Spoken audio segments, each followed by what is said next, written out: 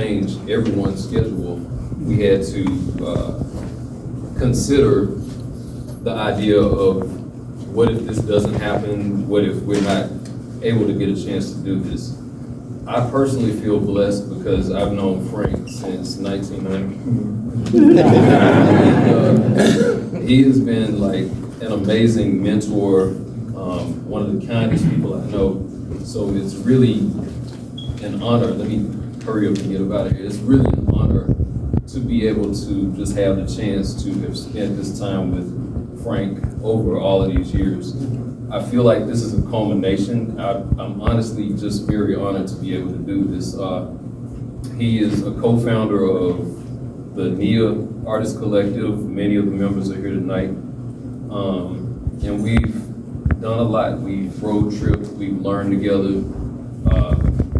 We learned how to critique each other and stay friends, remain friends. It's an extraordinary blessing. One thing I will say, we have a catalog that is going to be produced hopefully by the end of October. As we collected all of this work, we got, the most professional photographers that we could get. And we have a very generous addition to this catalog from Derek Forgera, another local artist that has gone way past local. So at this moment, I will cede the floor. I thank you all for coming out. I want you all to be safe as you come and go. But Frank D. Robbins.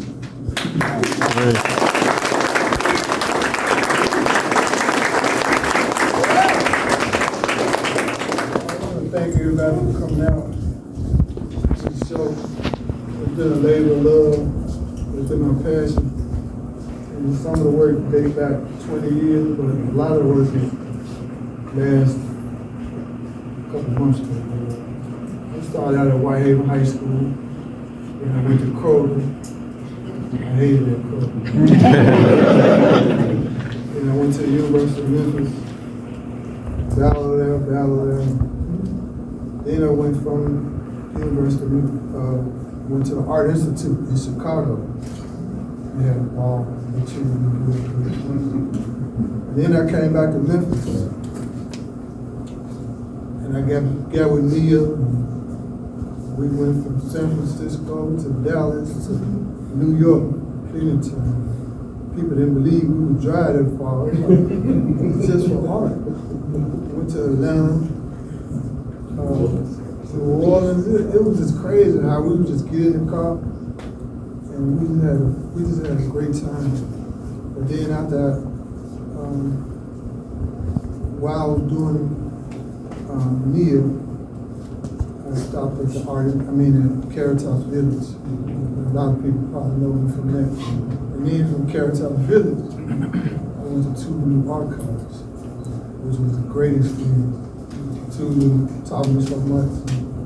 I tried to bring all the artists that I knew to Tulu, whether they came or not.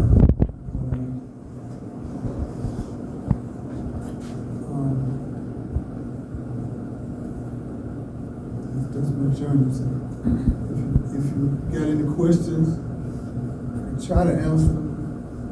Some of them I got an answer to, and some of them I don't. A lot of people in the room got some of my work. So I got over 10,000 pieces. I don't think people understood when I said 10,000 pieces. And a lot of people got a lot of my work. They can have a show on their own. But it's a collector in New Orleans. Collector. A lot of my large pieces, like doors and stuff. I try to get it to come with a pump head. Dallas. So she could come. I stopped off at the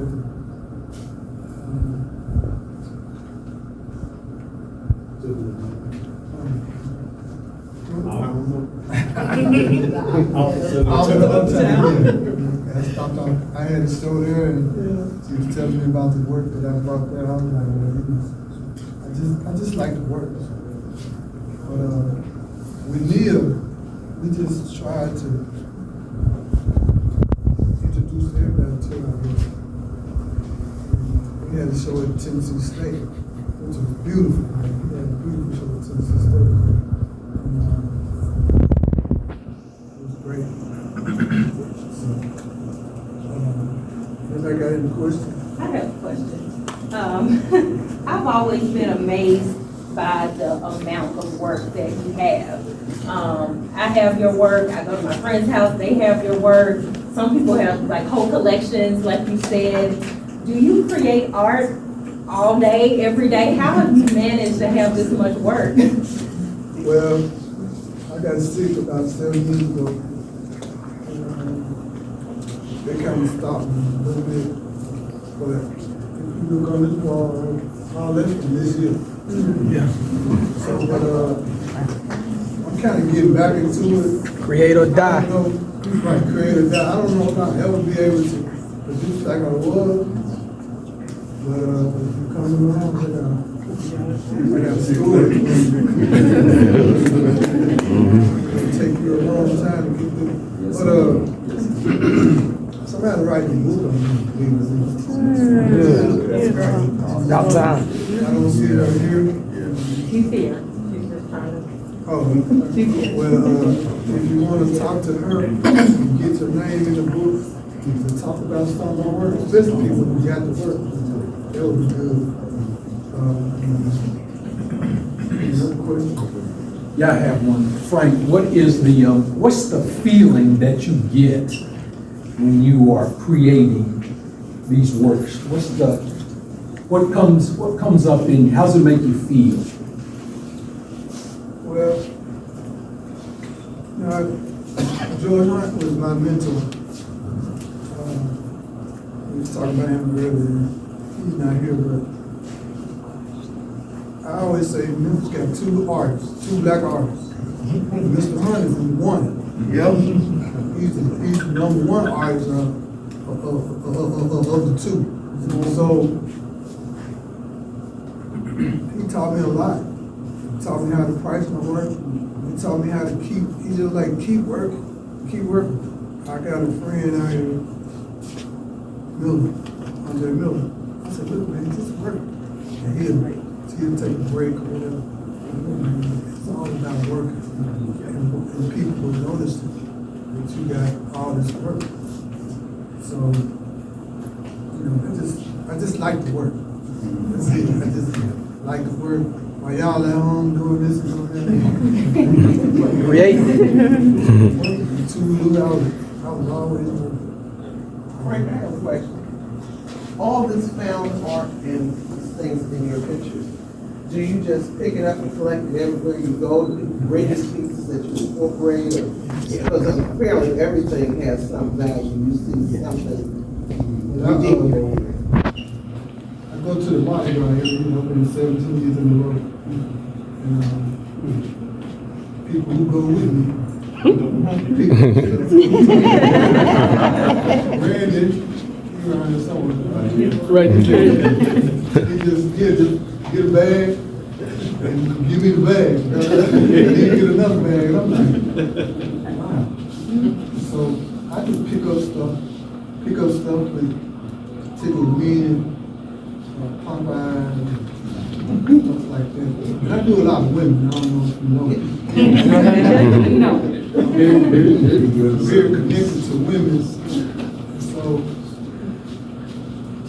I just feel like women tell this story that you really can't really get. Men try to be guarded and all that, but women just got this powerful story to tell.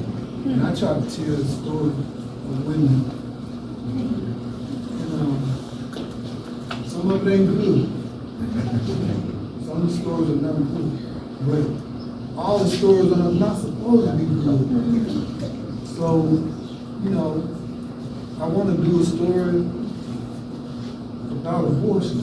I need to touch on every subject. I was like, I need to do a story on that. I want to do a story on guns. I don't really like the fact that guns are killing people. I I need to touch on every story around. So, you know, I don't know if you realize, a lot of them is diabetes related. My dad had diabetes, my aunt had diabetes.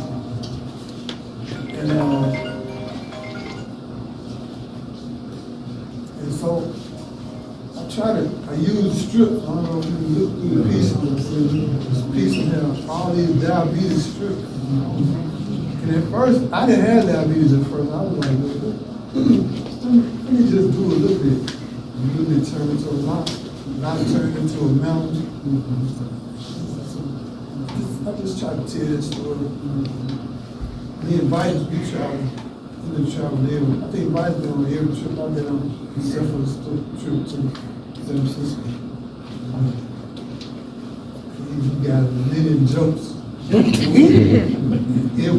Edwin was part of the crew too. He passed away. And he really meant a lot to me. And so, but you know, I just try to get it out.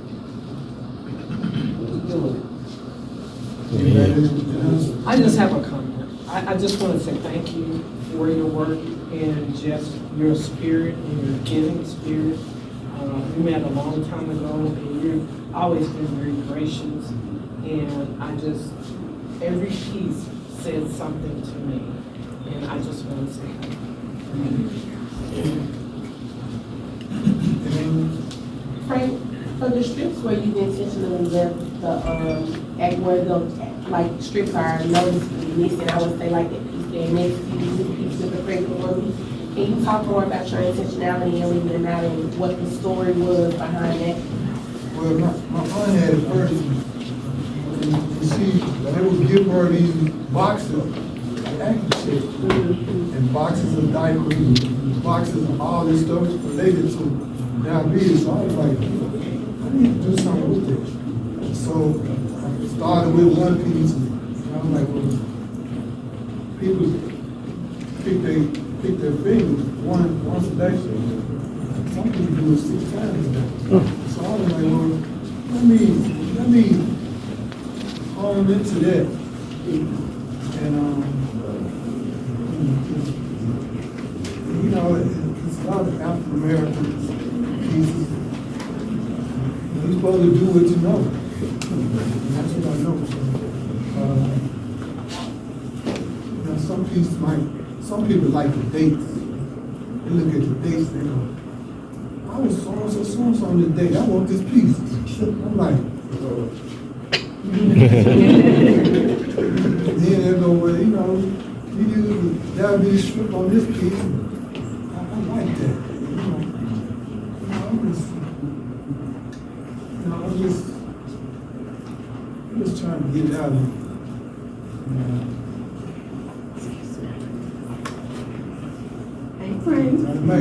That's who write the book. If you want to add to the book, please